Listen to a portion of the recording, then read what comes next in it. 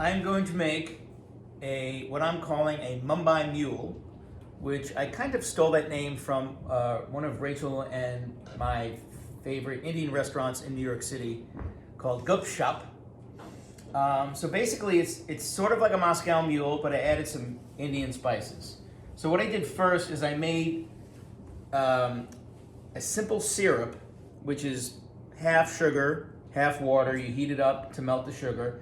But then I added some turmeric, and I added some fresh grated ginger and let it steep in there. So now it's this sweet but delicious, very fragrant turmeric ginger tasting simple syrup.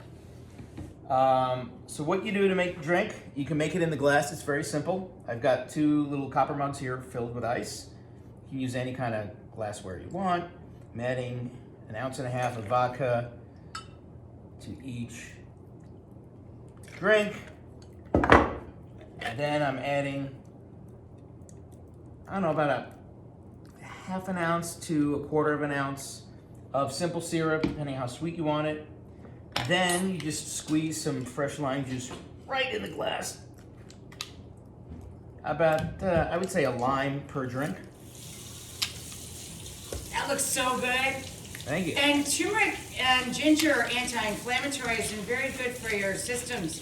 So it really is almost like a health drink once you add all that citrus. Well, no, the vodka probably makes it not as healthy, but I'm joking, John. it balances out. And then you got to get not ginger ale, but ginger beer. It is not alcoholic. It is. No, it's not beer. It's not alcoholic. It's very strong ginger ale. Right, exactly. But if you had ginger ale in your pantry, you could put in ginger ale. You could try ginger ale. Sure. Ginger beer is just much stronger. A lot spicier, a lot zestier. It's more gingery. It's a lot more gingery, exactly.